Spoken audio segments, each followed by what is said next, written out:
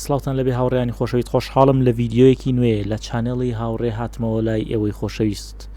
ئەم ڤیدیۆشمان بریتیە بێت لە چیرۆکێک بۆ فێربوونی زمانی ئینگلیزی. دەست پێ دەکەین. One day, a crow was flying and landed on a tree branch.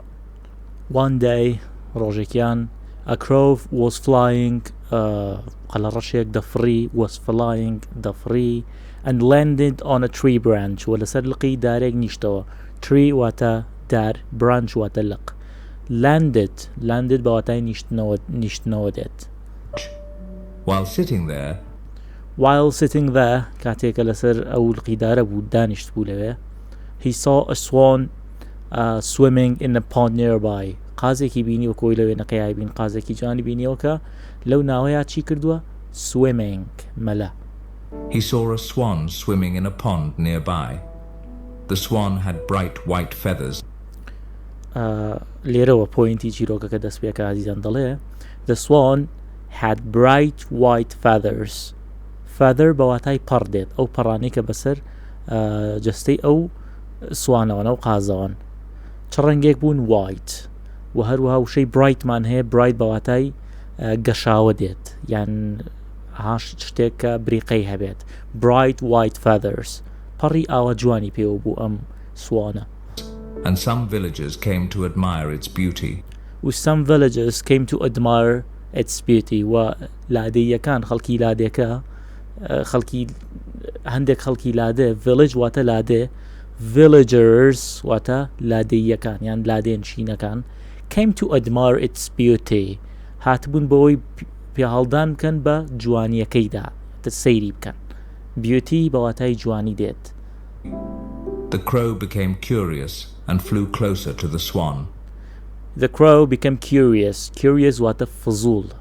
لە زمانی خۆمانە کەسێک زۆر بێوێشت بزانێ پێڵێن فزول.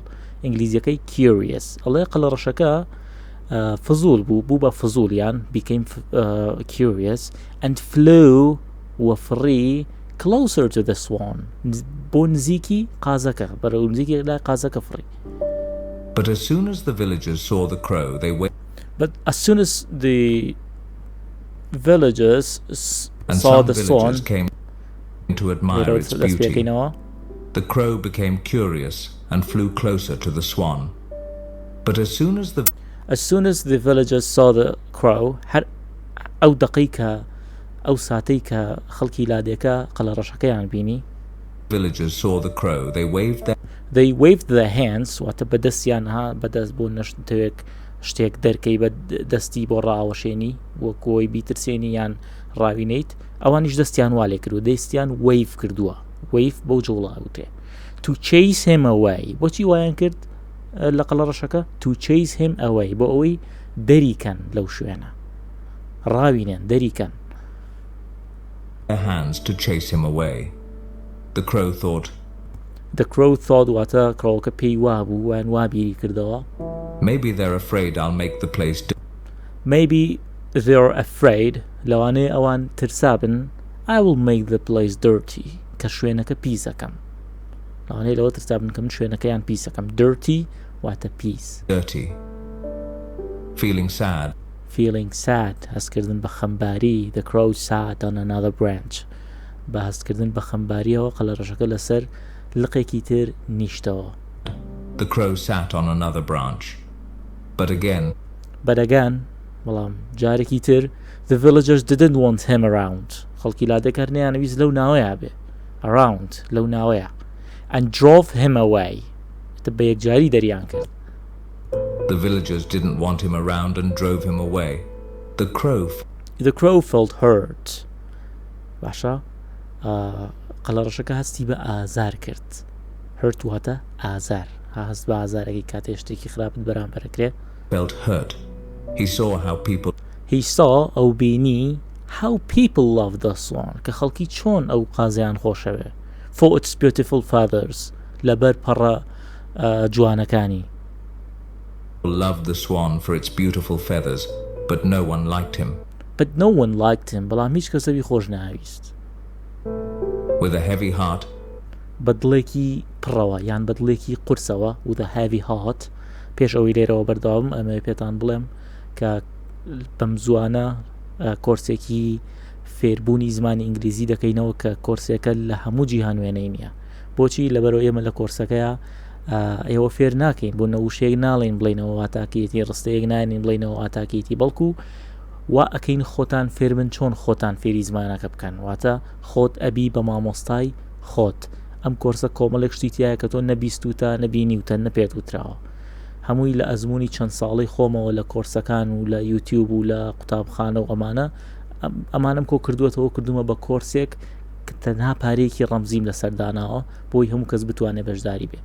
بە بەشداریکردن لەو کۆرسەیە تۆ ئەتوانی بەبێ وەرگرتنی ڕێنمایی لە هیچ کەسێکەوە هیچ مامۆسایەکەەوە بەبێ بەشداریکردن لە هیچ خولێکە ڕۆژانە خۆت بە ڕێگای دروست و کاریگەر خۆت فێری ئینگلیزی بکەیت و ئینگلیزیەکەت بەرەو پێش بێ.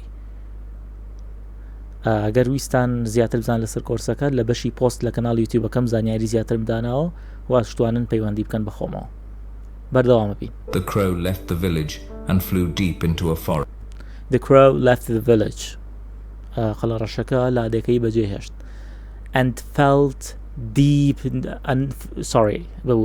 And flew deep into the forest. و چووە قوڵایی دارستانەکەەوە یان چی وەک بڵێن چووەتە ناوەڕاستی دارستانەکەەوە دووری لادێکە. Forest بەواتای دارستان دێت. دیپیش بەواتای قوڵ دێت بەڵام لێرەیە بەبەستی ئەوەیە چووەتە شوێنێکی دوورتری دارستانەکە دوورتر لە لادێکەوە لە ڤیلەجەکەەوە. Sitting on a tree branch, he started crying.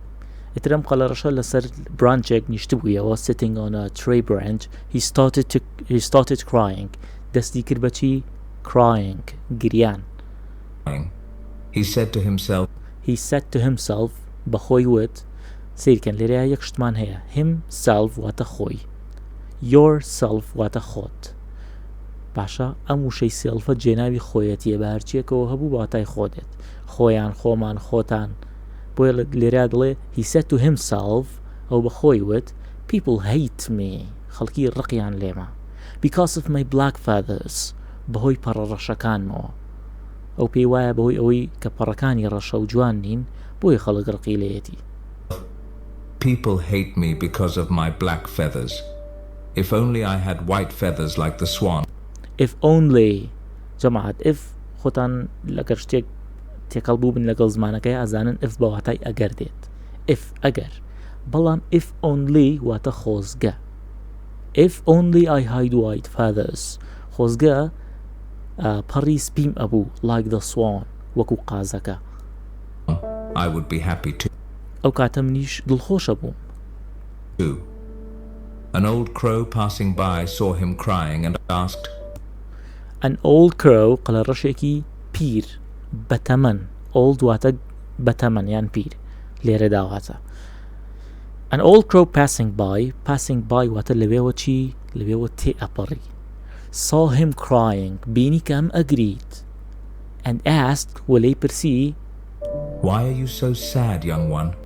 Why are you so sad, young one? ئەی گەنج بۆچی ئەوەنە بێتاقەتی؟ The crow replied قەڵەڕەشەکە وەڵامی دایەوە I hate my black feathers ڕقم لە پەڕەڕەشەکانمە. What did he hate? ڕقی لە چی بوو؟ His black feathers پەڕەڕەشەکانی. Replied I hate my black feathers. They look so ugly. Nobody likes me. They look so ugly. زۆر ناشرین دەرەکەون. Nobody likes me. هیچ کەسێ منی بەدڵ نییە یان منی خۆش ناوێت. Nobody likes me. The old crow smiled and said قەڵەڕەشە بەتەمەنەکە سمایلێکی کرد زەردەخەنەیەکی کردو and said وتی smiled and said if you could look like any bird if you could look like any bird ئەگەر بکرایە لە هەر باڵندەیەکی تر بچیت bird واتە باڵندە بەگشتی باشە which one would you choose ئەوە هەڵت ئەبژات کە کامەیان بی which one would you choose کامەیانت هەڵەبژات بۆی لە هەڵت ئەبژات لە چی بچیت لە قاز بچیت لە تاوس بچیت لە تەیر بچیت. The crow quickly said قەڵەڕەشەکە بەخێرایی وتی quickly واتە بەخێرایی خۆی quick واتە خێرا پس کە ئێڵوایمان کرد بە کۆتاییەکەوە quickly واتە بەخێرایی. The crow quickly said کڕەوەکە بە خێرایی وتی I want to look like the swan. ئەمەوێ وەکو قازەکە دەرکەوم وەکو ئەو بم. I want to look like the swan. Everyone admires it. Everyone admires it. هەموو کەسێک پێ هەڵدانی هەیە بووی. The old crow said قڵەڕەشە بەتەمەنەکە وتی There was a magical spring deep in the forest. ئاوێکی magical باشە magical واتە سەحراوی جادووی لە دارستانەکەدا هەیە. There's a magical spring deep in the forest. If you bathe in its water with a pure heart. If you bathe in its water with a pure heart, ئەگە بە دڵێکی پاکەوە ئەخۆت بشۆی لەو ئاوەدا. You can change how you look. ئەتوانی ئەوە بگۆڕی کە تۆ شێوە چۆنە. You can change ئەتوانی بیگۆڕی how you look کە چۆن دەرەکەوی واتە شێوە چۆنە. But before that بەڵام پێش ئەوە why don't you ask the swan بۆچی ناپرسی لە قازەکە if it is truly happy کە ئەگەر بەڕاستی ئەو دڵخۆشە کێڵێ دڵخۆشە لەوانەیەوانە بێ. Why don't you ask the swan if it is truly happy? لێرە یەک شتەیە بیزانە why don't you بۆ پێشنیارکردن بۆ کەسی بەرامبەر بەکارێ بۆ نە کەسێک گەڵێ پرسیمە تۆ توانی پێی بڵێ why don't you eat something بۆچی شتێ ناخۆی کەسێک گەڵێ سەرمێشێ why don't you take a pill بۆچی حەبێک ناخۆی. The crow agreed and flew back to the pond. The crow agreed قەڵەڕەشەکە ڕازی بوو and flew back وفڕی و گەڕایەوە to the pond بۆ لای ئاوەکە. پۆند ئەو ئاوەیە کە قازەکە مەلەی تیا کردووە. The crow went to the swan and asked. قەڵەڕەشەکە چوو بۆ لای قازەکە و and asked و پێی وت لی پرسی Dear swan. ئەی قازی بەڕێز Dear swan you must be the happiest bird in the village. تۆ ئەبێت دڵخۆشترین باڵندەبی لە لادێکە. must بۆ کاتێک بەکاری ئێنین کە دڵنیابین لە شتێک یان بمانەوێت کەسێک بە زۆر شتێک بکە بۆ نمونە کەسێک سبەینە ئیمتیحانی هەیە تۆ پێی ئەڵێ you must study تۆ ئەبێ سعی بکە یعنی مەجالی تیانە. ئەمیش ڕێی خۆی دەرەبڕێ ئەڵێ you must be the happiest bird in the village و تۆ ئەبێ دڵخۆشترین باڵندەبی لە لادێکە یعنی تقریبا ئەم دڵنیایەکە ئەو وایە بەڵام هەر لێ پرسێ. You must be the happiest bird in the village. Your white feathers are so beautiful and everyone loves you. Your white feathers پەڕەسپیەکانت are so beautiful زۆر جوانن and everyone و هەموو کەسێک loves you تۆی خۆشەوێت. Are you happy? Are you happy? ئەی دڵخۆشی؟ The swan looked down and said. The swan looked down واتە قازەکە سەیرێکی خوارەوەی کرد وەک بڵێ سەری دانەواند and said وەوتی Thank you for your kind word. Thank you for your kind words واتە سپاس بۆ وشە جوانەکانت. My feathers may be beautiful but پەڕەکانم لەوانەیە جوان بن. My feathers may be لەوانەیە جوان بن. But I'm not happy بەڵام دڵخۆش نیم. But I am not happy. People keep me as a pet. People keep me as a pet. خەڵکی من وەکو پێت بەکارێن. پێت بە هەر ئاژەڵێک گەوترێ کە خەڵک بەخێوی بکات بۆ خۆشی خۆی. چ سەگ بێ چ پشیلە بێ چ باڵندە بێ کە ئەکرێتە قەفەزەوە پێت بەو جۆرە ئاژەڵانە ئەوترێ کە بەخێو ئەکرێن. ئەمی ژەڵە people keep me as pet. خەڵکی من وەکو پێت بەخێوەکە بەکارێنێ and I cannot live freely. و ناتوانم بە ئازادی بژیم. Freely واتە بە ئازادی. And I cannot live freely. When I grow old کاتێکە تەمەنم گەورە ئابێ they might even use me for my meat و لەوانەیە هێشتا من بەکار بێنن بۆ گۆشتەکەم واتە بیخۆن. باشە meat بە واتای گۆشت. Old, they might even use me for my meat. I don't know if I'll still be alive tomorrow. I don't know نازانم if I still be alive tomorrow کە ئەگەر بەیانی لە ژیانم ئەژیم یان نا. alive واتە زیندوو لەیان کەسێ لە ژیانە بێ. باشە ئەمیش نازان ئەڵێ نازانم کە من سبەینێ لە ژیانم یان نا. سبەینێ alive'م یان نا.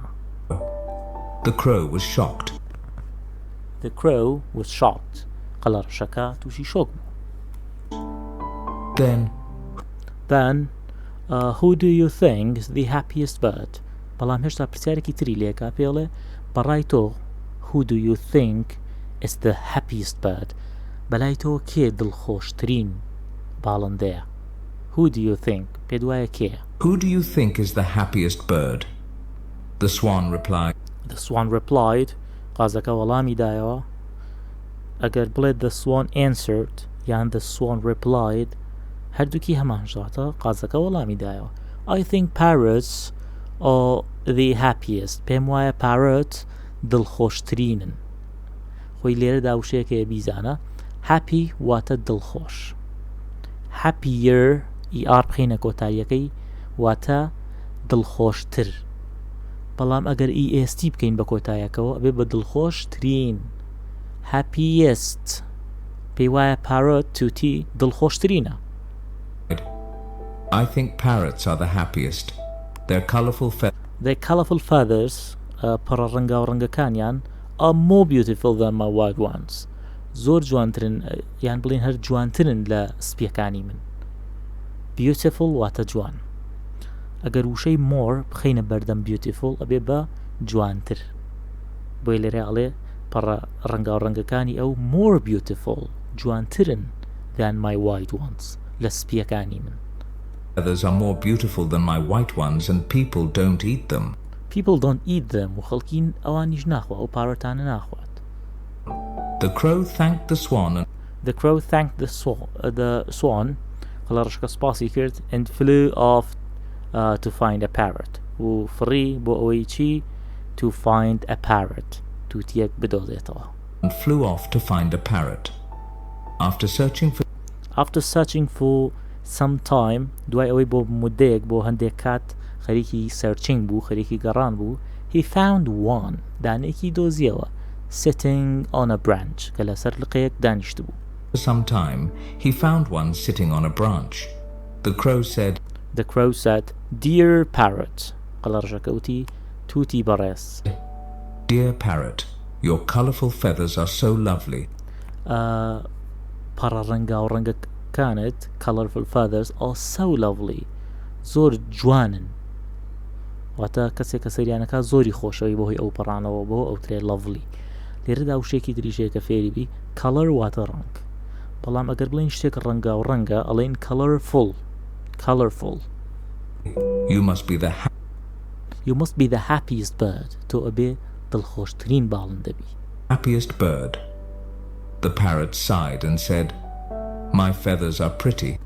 The parrot sighed and said parrotەکە لای کردەوە sighed لای کردەوە and said ووتی My feathers are pretty پەڕەکانم جوانن چ لەوانەیە بڵێ بۆچی نەیوت My feathers are beautiful خۆتە وتت beautifully شەر بەواتای جوان دێت بەڕێزان pretty شەر بەواتای جوان دێت بەواتای زۆر دێ بەواتای جوانیش دێت لێرەیە بەواتای جوانێ My feathers are pretty پەڕەکانم جوانن But because of them بەڵام بەهۆی ئەوانەوە but because of them people put me in cages خەڵکی من ئەخەنە ناو قەفەزەوە باش دووشتی تر لێرە فێری بی because of واتە بەهۆی شتێکەوە cage واتە قەفەز ئەو قەفەزەی کە تەیر و باڵندە و شتیا بەخێوەکرێ و لە ماڵەوە دانرێ People put me in cages. I spend واتە بەسەربردن spend واتە بەسەربردن I spend my life locked up من ژیانم بەسەرەبەم بە قفڵ کراوی locked up مەبەستیەوەی لە ناو کەیجەکایە قەفەزەکایە و قفڵ کراوە and I'm always scared و من دائیمە لە ترساوم دائیمە Life locked up and I'm always scared. The crow felt even sadder قەڵەڕەشەکە هێشتا هەستی بە زیاتر خەمباربوو نەکرد کەمێک پێشەستا وتمان ئیئارمان خستە سەر وشەیەک باشە لەگەڵ EST sad خەمبار sadder خەمبارتر saddest خەمبارترین Felt even sadder. He asked پرسی Who do you think is the happiest bird هەمان پرسیاری لەوش کردەوەتی ئەی پێت وایە کێ دڵخۆشترین باڵندەیە Who do you think is the happiest bird? The parrot replied. The parrot replied. Parrotaka tutiyaka wڵامی دایەوە. The peacock must be the happiest bird. Peacock واتە تاووس. باشە must be the happiest. دەڵێ پێی ئەمیش پێی وایە کە peacock تاووس دڵخۆشترینە.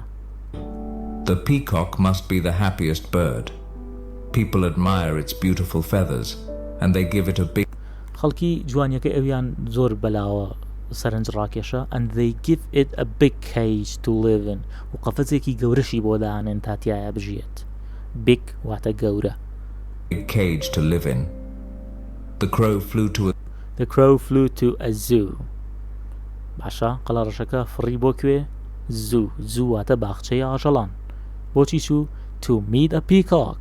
بۆی تاوسێک ببینێت. The zoo to meet a peacock. He saw the peacock spreading its colourful feathers.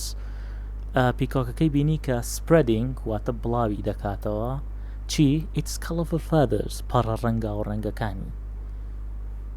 Spreading its colourful feathers. ئەمە لە ڕسمەکەی ئایبینن پەڕەکانی بڵاو کردووەتەوە. بڵاوکردنەوە چی پێوترێ؟ spreading its feathers. باش. He saw the peacock spreading its colourful feathers. While many visitors admire it. واتە چەندین visitor واتە سەردانی کار. visit واتە سەردانیکردنی شوێنێک باشە. visitor واتە ئەو کەسانە ئەگرێتەوە کە سەردانی شوێنەکەکەن. Admired it. The crow said, dear peacock. ئەمە نایڵێمەوە لەبەرەوەی هەروەکوغانی ترە ئەبێ خۆت ئێستاوە بزانی. Dear peacock, you are so beautiful. Your feathers are amazing. You are so beautiful. تۆ زۆر جوانیت. Your feathers پەڕەکانت are amazing. سەرنج ڕاکێشن. Amazing. سەرنج ڕاکێش. Amazing. You must be the happiest bird in the world. تۆ ئەبێ دڵخۆشترین bird بی لە هەموو جیهان. In the world. لە هەموو جیهان. یان لە جیهان. The peacock looked at the crow and said, پیکۆکەکەش سەیرێکی کڕاوەکەی کرد و وتی No, my friend. نەخێر هاوڕێکم. I am not happy. من دڵخۆش نیم. People take my feathers and sell them. People take my feathers. خەڵکی پەڕەکانم ئەبات. Take ئەیبەن. And sell them و ئەیفرۆشن. Sell بەواتای فرۆشتن دێ. It is painful when they pluck them. It's painful when they pluck them. زۆر بە ئازارە کاتێک کە لێ ئەکەنەوە. Pluck واتە لێکردنەوە. بۆنە تۆ پەڕێکی ئەم پیکۆکە لێەکەیتەوە. بە لێکردنەوەکە ئەوترێ pluck. ئەم پڵەکە ئازاری هەیە. بە ئازارەکەی ئەوترین چی؟ painful. باشە؟ ئەساکرێ بۆنە تۆ بە شتێکت بەرکەوێ ئازارت پێ بگە. لێ شتە painfulە. بە ئازارە. ئۆکەی؟ کاتە مەبەستی تاوسەکەش لێرەیە ئەوەیە کە پەڕەکانی لێکرێتەوە ئەوە شتێکی زۆر بە ئازارە. And it keeps happening again and again. It keeps happening again and again. و ئەمە بەردەوام دووبارە ئەبێتەوە ڕوو ئەداتەوە. نی بەردەوام ئەو پەڕانەی پڵک ئەکرێن لێ ئەکرێنەوە. Again. I wish I could live freely like you. I wish خۆزگە I could ئەمتوانی live freely بە ئازادی بژیم like you وەک تۆ. No one bothers you. No one bothers you. هیچ کەسێ بێزارت ناکە. Bother بەواتای بێزارکردن دێ باشە؟ ئیزعاجکردن. No one bothers you. هیچ کەسێ تۆ بێزار ناکە.